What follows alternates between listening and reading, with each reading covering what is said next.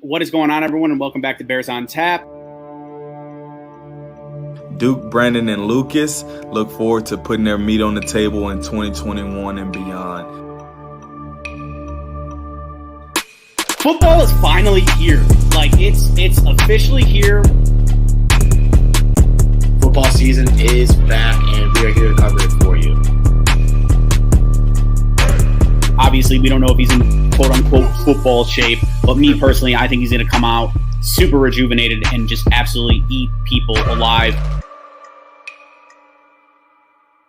Okay, dude, you've been feeding us the same crap for 3 years now, going on 4. Until we actually see this, we need to stop giving Matt Nagy the benefit of doubt that it's just going to happen. Listen, it's chicken or egg at this point. We're back. I am all the way reeled in on this team. I don't know how they continue to do it, but Justin Fields is our quarterback, and there is nobody on God's green earth that can tell me anything otherwise that this team is not trending in the right direction. We ain't leaving. We ain't leaving. You're such a jack. We ain't fucking leaving!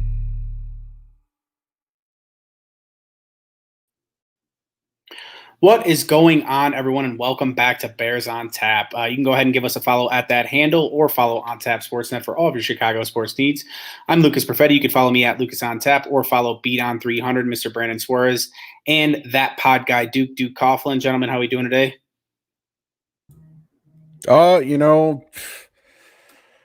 Been a very eventful day, especially when it comes to the Bears, obviously, with stuff we're going to get into. I don't know. There's a lot to kind of dive into. I'm just ready to talk about all of it. Bdon? We're on to Cincinnati. Yeah, that's actually the one time you could use the quote. We are on to Cincinnati. Yes, sir. Today is our Cincinnati Bengals preseason, our pregame breakdown. The team probably still thinks it's preseason by the way they played, but yeah, that was a rough game. To move forward, I mean, the Bengals are a much more beatable opponent. And even though they gave the Vikings a little bit of trouble, I do think this game could go either way. I think the Bears have a pretty good shot, actually. Yeah, I think this is a big trap game, honestly. I think with a guy like Joe Burrow being a young quarterback in this league, who obviously has all the arm talent in the world, it's something that could either really fall apart for Cincinnati or something that could take off. I really don't see a lot in between. yeah, I mean, and we're the favorites too. So what could go right? Like people actually thinking that the Bears are going to win this game. Like I don't know if you guys watched Cincy on Sunday. They beat the Vikings, and it shouldn't have even gotten to overtime. They kind of blew it late. They have a lot of young talent on that offense, and then they also have guys like Tyler Boyd too. So it's Joe Burrow has more than enough weapons, and he's a smart enough kid to find those weapons to make things happen for that offense. What's the line on the game? -2. Yeah, that's not even a favorite. Like a standard spread for a home team is going to be -3. Like So it's a pick. if you really look at it, if you're really degenerate, that's the Bengals are given a point. I mean, that's the thing, right? I think the biggest storyline is going to be the Bengals wide receivers versus the Bears corners. I don't know if Marquis Christian's going to be playing again. Duke Shelley was a healthy scratch. I don't understand why it would happen. Eddie Jackson's probably not going to tackle again. Yeah, I mean, but that's the thing. You got Tyler Boyd, T. Higgins, and Jamar Chase, who looks like he does not have the yips anymore. So that's actually probably going to be the biggest storyline and what separates the game. You need guys like Kindle Vildor to step up. And I wouldn't say Kindle Vildor was awful last week because Marquis Christian kind of really outshined him. But yeah, I guess the biggest thing to kind of pick up on your point, Lucas, would be Marquis Christian obviously was the guy that Matt Stafford was going to pick on. Without kind of diving too much back into the Rams game, just kind of looking at how much each corner got targeted. It was obvious that Jalen Johnson was not trying to get targeted, and it was obvious that they were only going to test Kindle Vildor when they absolutely had the matchup. But when it came to Marquis Christensen, fuck, dude, they just went at him the entire game. Like, and I can't blame them because, you know, as I said on this podcast before, and I'm really not going to step down from it until I see anything different, Marquis Christensen does not belong on the 53-man roster when you have a guy like Thomas Graham on the practice squad, and you have a guy like Duke Shelley, who we all thought was like a freak injury near the end of last week or something, but obviously it's sounding that was a healthy scratch. So, you know, I don't want to go. Do we know that Thomas Graham Jr. is better though? Like, why? Like, here's the thing. I could see it happening being like a Rashad Coward situation where it's pretty clear as day. There's guys on the practice squad or guys that are backing up, you know, Rashad Coward. But what did Thomas Graham really show? Did you like him that much in the preseason? Well, it's not even that. It was something I kind of talked about near the end of the preseason that we need to do in the cornerback room outside of Kendall Vildor and Jalen Johnson is we have to see what we have, man. Like at this point, anyone who isn't those two names I just named should be trying to vie for that slot corner spot. Like, what is Artie Burns doing on this team? Like, he didn't even see a snap. Like, what are we going to see out of Marquis Christensen that we didn't just see on Sunday? You know, that's going to be one big test. Like, what are we going to do? Bring him out next week or bring him out against Cincinnati and he gets absolutely crushed again? Or are we just going to continue to try to play that cycle, kind of like you said with Lucas, with Rashawn Coward, until, like, because we like the guy or we think he looks good in practice, that he's just going to magically show it on an NFL stage? I think with a guy like Thomas Graham, we don't know quite what we have in him. So why not try it? Like, what are we going to lose at this point? Like, why not try Duke Shelley in the slot this week? You know, I understand that argument for sure. What are we going to lose? Like, you know that I saw a stat come out. The Bears are only spending $5.3 million on the cornerback position this year. Yeah, isn't that wild? And we're That's spending fucking nuts. We're spending Kyle Fuller alone was like $9 million.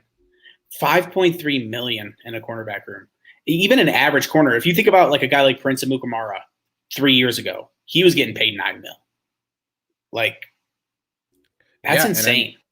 And it's not like we have studs all over, you know what I mean, all over the draft class. It's Jalen Johnson's a good player. We don't even know if he's going to get tested because he doesn't need to get tested. Why would you throw at their only viable cornerback option?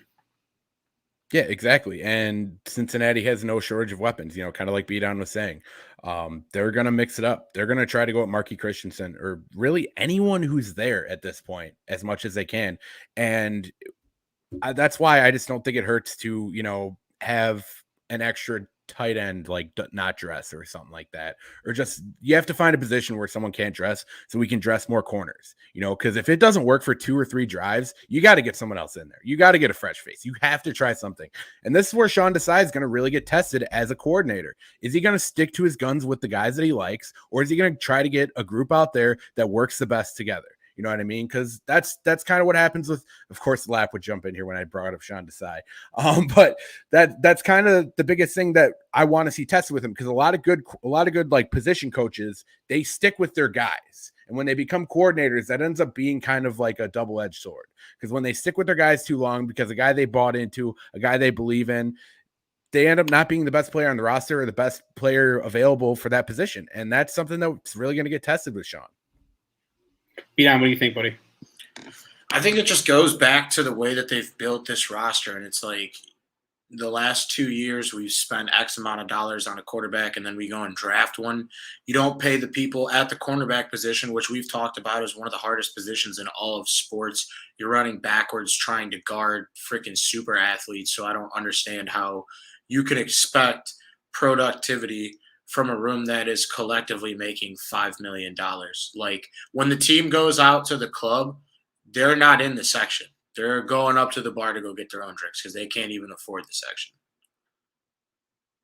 Amp keeps talking about Buster. I'm like, yeah, dude, I think I would much rather have Buster Screen than what we have right now. Cravon LeBlanc, Bryce Callahan, Kyle Fuller, any of them. Any of the old. It's funny you bring up Cravon LeBlanc. No, it's funny you bring him up because this defensive backfield kind of reminds me of the Eagles after their Super Bowl run. Like, remember when they just could not get a defensive back for their life? Yeah, that's kind of what it reminds me of. And I guess when you're paying your, you know, free safety that's not showing up $16 million, it's kind of tough to pay cornerbacks. But I still, man, they got to figure something out. They have to figure out how they're going to get some of these guys help, because you can't be that liable, right? And the pass rush has to figure something out too. Yeah, and I think it's going to end up asking a lot from the pass rush. It's going to ask a lot from the linebackers as well. Like, it's going to, like, we saw what Alec Ogletree in coverage looked like last week. You know what I mean? We saw Roquan basically trying to cover 2-3 positions at a time in coverage. Speaking of you know Alec what I mean? Ogletree, really quick, like what happened to him just picking the ball off 7 times? He couldn't cover a damn thing.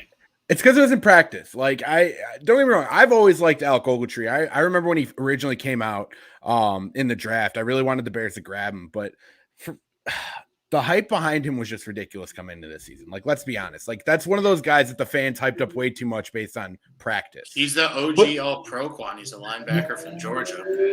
Well, and you would think though, like he'd have at least a who's the guy we had? Kevin Pierre-Louis type impact, like a Nick Wachowski type impact coming in. You would think Ogletree could do that, especially being a seasoned veteran. Especially hearing all of those good reports coming out of camp. Like you'd think he wasn't going to look the way he did. Yeah, I'd almost rather see what Christian Jones has. You know what I mean? Yeah, and it could be him just getting up to speed too. You know, that's one thing we are going to have to take with a grain of salt with not having an extra preseason game and just going right into regular season games. You know, as Bdon said right off the top, like, are these guys still in the preseason? You know what I mean? So obviously, dude, that's going to be another big test this week is Alec Ogletree and kind of how he looks. Because obviously we're not getting Danny T back for what, 2 more weeks? At least. More? Yeah. At least 2. But yeah, you know, kind of to pick up on your point, I think the pass rush is really going to have to be there. And that is something, you know, driving on the way to work that I was thinking about, that our pass rush could actually have a pretty big week this week. Because, you know, there's not really an offensive lineman on Cincinnati that kind of strikes fear in you. That's kind of obviously been the big issue with Cincinnati, and something that kind of alarmed a lot of people when they drafted Jamar Chase was that they didn't go for an offensive lineman to protect their quarterback who literally just tore his ACL. Like, so there's potential to get to Joe Burrow. You know, while the Vikings didn't do it, I think the Vikings defense is damn near depleted from what it used to be anyway. I think we could potentially have a better pass rush just by having guys like Akeem Hicks and Khalil Mack and Blyle Nichols on the defensive line. And yeah, I think if we can get pressure to Joe Burrow, that's going to be our best bet to win this game on defense. Yeah, there's no shot that we're going to be able to contain all of their weapons. It's going to have to be, like Duke said, get the pressure there early. We're going to need to create some turnovers. We didn't create any turnovers last week, and that's just like you lose the turnover battle, you usually end up losing the game. I saw a stat from the Thursday night game that like the Bucs were the first team to lose the turnover battle, lose the yard, like lose all these different stat categories and still find a way to win. So we need to be a team that can find a way to win football games come hell or high water. And this is going to be one of those games where, you know, Andy Dalton may want to do his thing, but why not just fucking stick it in David Montgomery's gut? Like run the football, get that established early, and maybe let Allen Robinson on one of the big kid roller coasters, maybe let him out of the, you know, kiddie zone over 10 yards, something like that. Just let him run over 10 yards. That would be probably an effective strategy to win games. Yeah, they're keeping him on, what is it, Raging Bull or Viper or whatever the shitty one is at Six Flags. Yeah, and that's kind of what I feel like a lot of the fan base, kind of to backtrack what Duke was saying, a lot of the fan base is going a little bit overboard. Is the Bears are missing some key roster spots. Like tackle and corner are 2 very important positions, and they're weak at both of those positions. It's hard to say otherwise. But a lot of people are talking about this roster like it's just completely bottomed out, and that's crazy. I do think that this team could win and lose close games. Like that tight margin is going to be very important with the Chicago Bears, and the defense has to step it up. Otherwise, their offense is not going to have enough firepower. I do think against this Bengals defense, I think that I'm not worried about Andy Dalton at all. I think it's going to be an Andy Dalton revenge game. I think if they wanted to run 6-yard hooks down the field, they can do that as they so please. So I'm actually not worried about the offense's performance. I'm way more worried about this defense and those 3 cornerbacks. And to kind of get into defense, let's go ahead because we got a question from Dylan. Go ahead and give us that injury report. Yeah, so to answer this question directly, Eddie Goldman was limited participant this week, which or today I should say, which is a big upgrade to what he was last week. So it's looking like they're probably going to slow play him, and he will be on track to play. Same thing with Jason Peters, pretty similar thing. He was a limited participant. I did see a tweet going around that said Jason Peters just got tired in the 3rd quarter, which, you know, I mean, people have to remember. I thought it was fatigue originally. You remember after the show? I did think it was fatigue. Now that he went out, like it's probably more of a fatigue in a sense of his quad, like he got a little cramp or something. You know what I mean?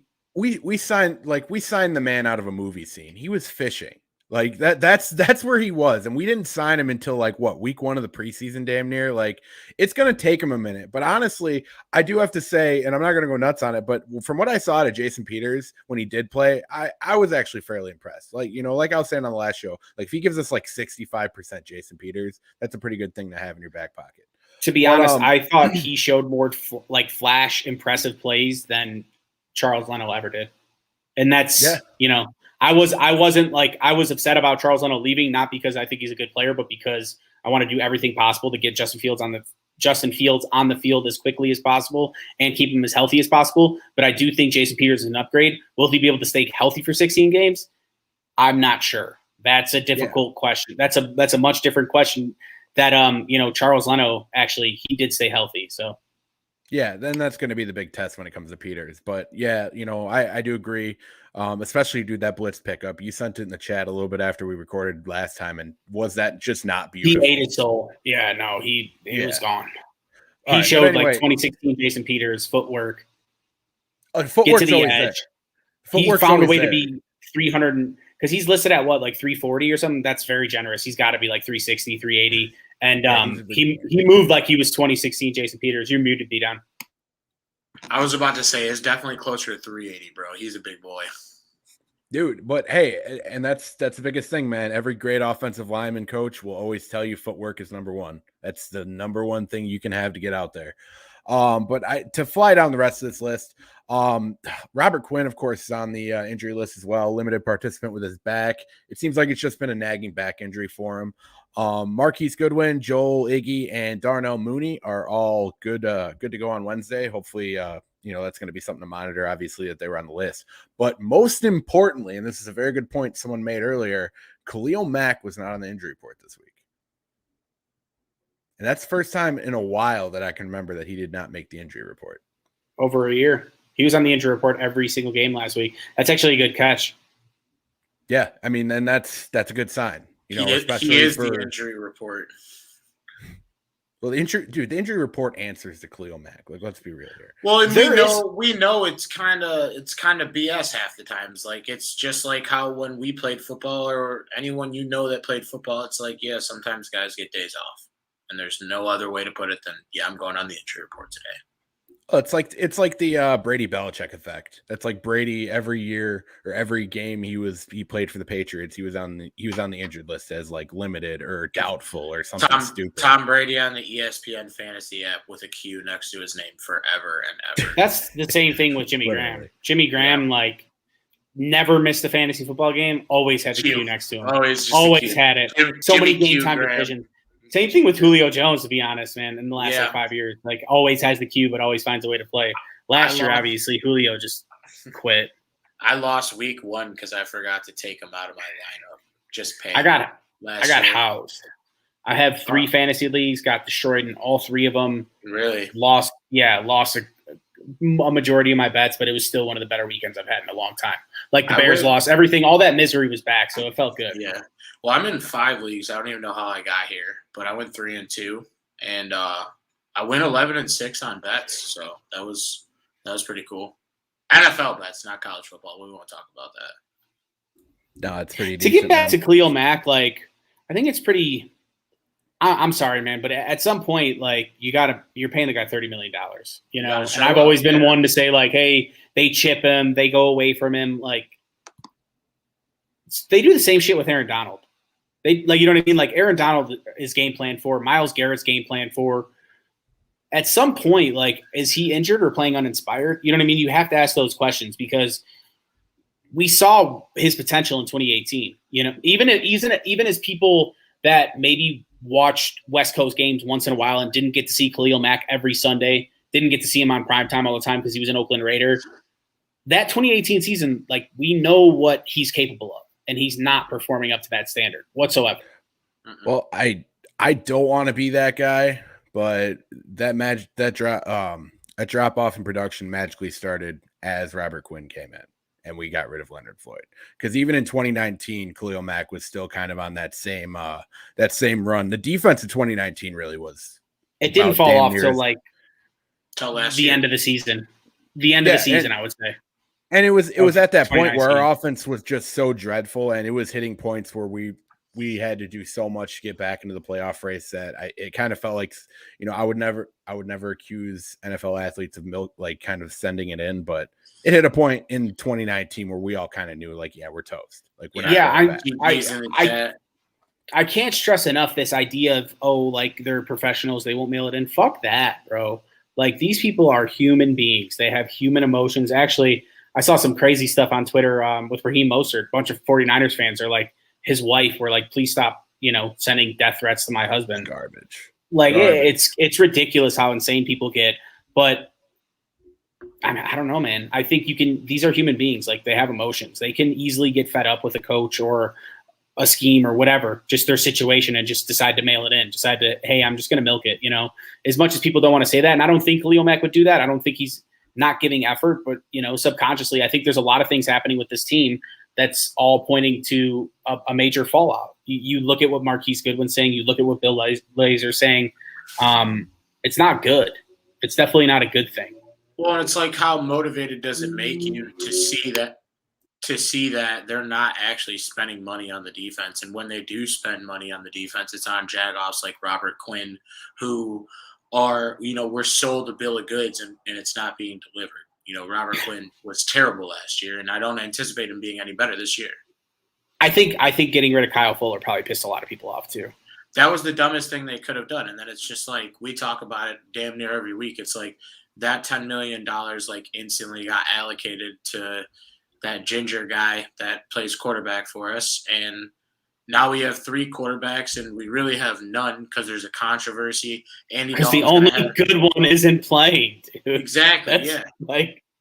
But they're not going to change their mind on that. And that's like, I don't know, man. It all goes back to just poor decision-making from the top of the organization, the gabagool eating guy, and then he doesn't know anything about football. That sweaty son of a bitch. And then Ryan Pace, I mean, he's like 50-50, more 52 bad, 48 good, I'll say, because he's starting to do some dumb shit. And it's like, if you can't, you're going to lose this entire window. You realize that, right? Like, we're not going to win anything with Khalil Mack. Khalil Mack will be another Chicago Bear that was not able to win a Super Bowl. And then we're going to have to maybe roll into year 4 or 5 with Fields. And then we'll finally, or maybe 3, I don't know what it'll be. But it's not going to be this year, and it's not going to be next year. We're not going to be back in the thick of things like we would have all anticipated. We're farther away than people think we are. I personally think. I hate to agree with it. I hate to agree with it, but I do. It fucking sucks. Like, no, see, that's what I'm saying though. People are overreacting. I don't think it's that bad.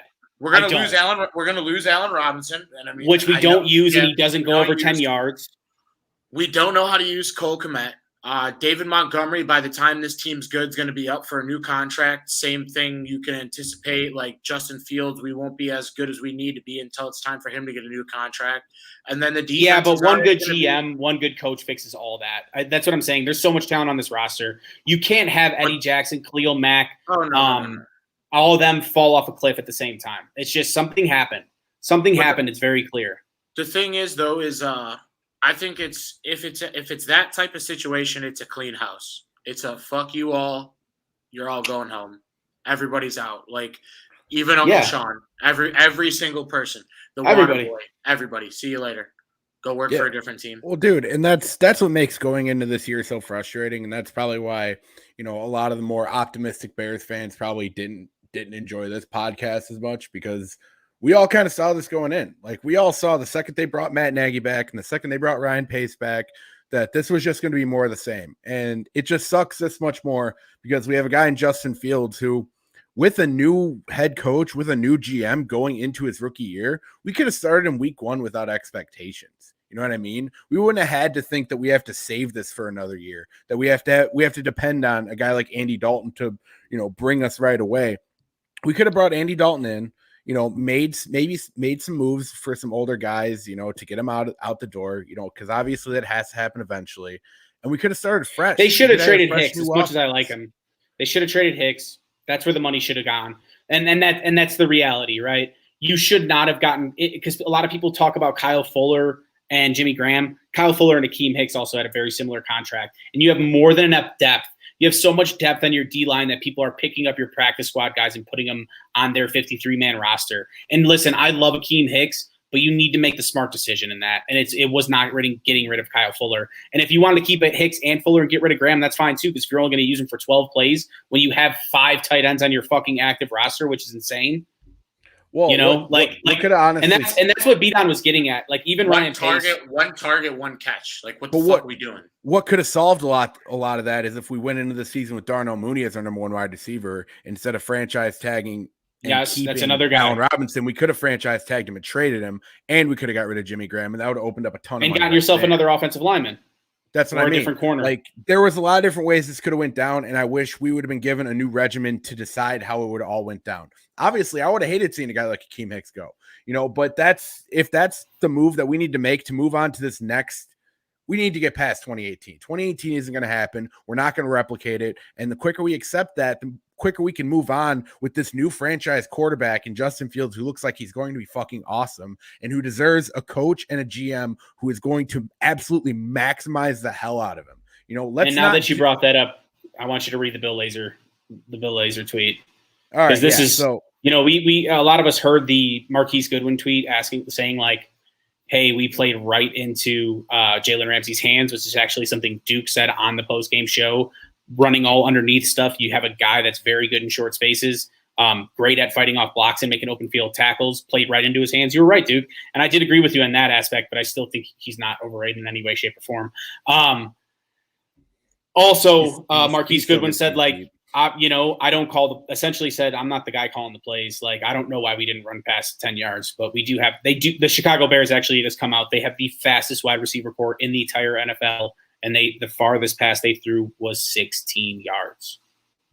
Yeah. And how many wide receivers who have been in the league with other teams or for a long time, do we need to have come in here and talk about the offense before we finally realize that the offense is the problem? Like Ted Ginn was probably talking shit too. That's probably why he got cut. Bro, Nick Foles straight up threw Nagy under a fucking bus last year. Like 2 or 3 weeks after he was named the starter. Like during that Tampa Bay game, we all heard the quote.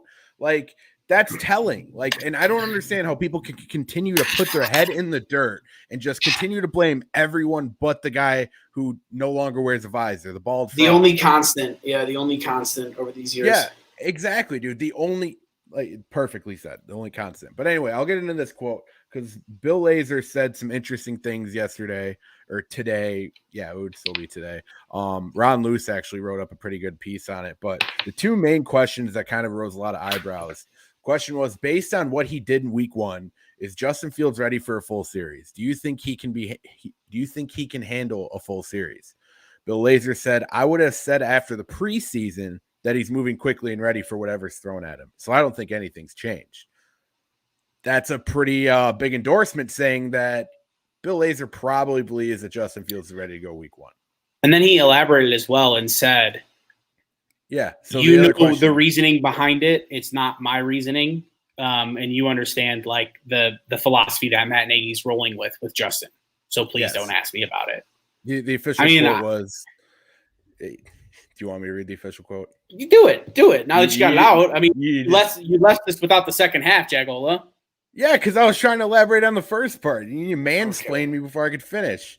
Oh, I mansplained you? Yeah, you mansplained me. You're a fucking dork. Question was, if he's ready for it, then why isn't he getting any additional chances? Lazor said, I think Matt, because he said it by name, has probably addressed what his philosophy is on the quarterback position. I don't think that's any different. I don't think there's any reason for me to answer that, which is kind of implying I don't want to put myself in a circle and say something that doesn't coincide with what Matt Nagy feels, because there's a good chance that he doesn't. And this is coming from a guy, and this is the biggest part of this quote, that worked with Andy Dalton in the past. I was pretty close in my guess. No, you sounded. I was pretty damn close. See, and the last thing we need is the Andy Dalton fucking revenge game. Like he goes off for like 3 touchdowns, and we. We'd be down to see it though. We'd be down to see it.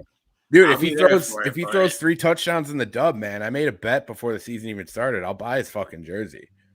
Well, here's the thing: if 17 weeks of that bet not hitting, Matt Nagy did blame. No, this is the only game. This is the only game. Oh, this one, okay. Just because it's the Bengals. Matt Nagy did blame that, pass chart flowing around that Andy Dalton didn't throw past 16 yards. He did blame that on the scheme, not his scheme, but the Ram scheme, that's my favorite thing about him, right? It's never, hey, we need to exploit their weaknesses. It's like, hey, we're fucking scared. So we're just gonna try to dink and dunk our way down there. That's how he sounds. We're not going to try to win. We're going to play not to lose. If it is due to the Rams scheme, then we will see Andy Dalton open up a little bit more. I mean, he did throw a couple nice passes in preseason. The Bengals secondary is not fucking around either, though. Jesse Bates is nice. Yeah, Bates, and I forgot who the other one. There's a couple players in that secondary that are nice. So Jesse Bates is nice. They're not a bad team. That's the thing. Like I'd say we're similar in terms of talent, but they're ascending and we're descending. If we underestimate them, they'll come in and pop us off on our home. We're at home, right? For sure. This is not a guaranteed win. This would have been a guaranteed win even last year. This is not this year. Yeah, go ahead. So that's all true. That does bring up a good point I was trying to bring up earlier, though. Ricardo Allen and Trey Waynes did not participate in practice for Cincinnati today. And Trey Waynes specifically, I'm sure you remember him with Minnesota. He was kind of a pain in our side. He actually played some pretty good football there until the end, until he left. And Ricardo Allen has also been a pretty productive safety as well. So those are two really big ones. Darius Phillips also has a thigh injury. That's another part of their secondary. And Brandon Wilson has a thumb injury. So there is an ability to take advantage of this. Like, I agree we shouldn't underestimate their secondary, but I would really just love for us to be able to throw the ball down the field with a guy in Andy Dalton, no matter if you like him or not, is a guy who has thrown the ball down the field with success in his past career. Like when AJ Green was going off in those seasons, someone had to get him the ball down the field. Well, you have to have some shots dialed up. Like, you can't come into a fucking game where this guy spent his whole career and you're not going to test him. You would think they'd want to do that for him, but they won't because he's an idiot. But you would think that Andy Dalton would have a similar connection that he did with AJ Green, with Allen Robinson. Like, why wouldn't he? They're very similar players. Yes, you would think they would just be like, "Hey, we're gonna throw the ball up to you. Go grab it." That's another thing too. Allen Robinson got some balls stripped from him. He's good at that. He doesn't drop the ball, but he definitely he gets manned up. Yeah. Trade him. Trade him for a second and a third. He doesn't like the physicality coming to him. And there's the franchise to Arlington Heights. Trade him for new credit card machines and goddamn Joliet, baby. level. I'm Team Joliet all the fucking way. No, I'm not. I keep it at Soldiers. Keep it at Soldiers. What do you guys got? If they're moving, if they're moving, dude, Joliet's so much easier to get into than fucking Arlington Heights. No, it's not. It's so much farther away from Kankakee for you. You got to go like an extra 27 miles. Yeah, I'd also be able to go on a fucking different highway and get straight there. I'm definitely having to go near fucking Chicago. I'm definitely trying to move to the real Kankakee when I'm done in DeKalb. No, you're not. Yeah. What are you gonna do? You just gonna take up farming? Yeah, just be a Kankakee guy. He's gonna wear a fucking straw hat. Yeah. All right, let me get some score predictions from you guys before we go. Eesh. Well, I'm going to bet the Bears. This might be the last week that I do it. They accounted for one of my losses last week, but at home, Andy Dalton revenge game. It's probably going to be more of a shootout. Like, I think this is definitely like a hammer the over game. I think this is going to be more along the lines of Bears 27, Bengals 24. You're close to what I'm guessing, Duke. Yeah, because I think we're going to kick field goals this week. I think we're actually not going to go for it on every fourth down, which, hey, if you're playing a video game, it's not a bad strategy. In real life with millions and billions of dollars on the line, not to move. Yeah, when you can concede defeat real quick and save face, but on national TV, that's not the way to go. As a guy who's been playing NCAA 14 like the past 2 weeks, I can tell you going for fourth all the time is not a fucking wonderful strategy. It'll burn you bad. I'm actually going to take the lower side. Usually I kind of hover around like that 24-17 or maybe pop a little higher. I'm going 17-10 Bears. I'm going to say that we get to Joe Burrow this week, and I'm going to even make a fucking bold prediction, put my meat on the table for my boy who's getting slandered like a mofo, Eddie Jackson. I'm going to say he's going to get an interception. Just get a fucking tackle. Just show up. Don't even just get off the bus and dude, he's going to show up and get an interception, bro. It's gonna happen. I got the Bears actually winning this one 31-27. I think that the Bears are gonna fucking light up the scoreboard. I do think the offense looked a little bit more functionable last week, and I think Jesse Bates is a nice player, but there's not much else on that defense. They should be able to fucking rock them. Yeah, they got like we're gonna see like what the Bears roster actually is. It's good enough to beat bad teams.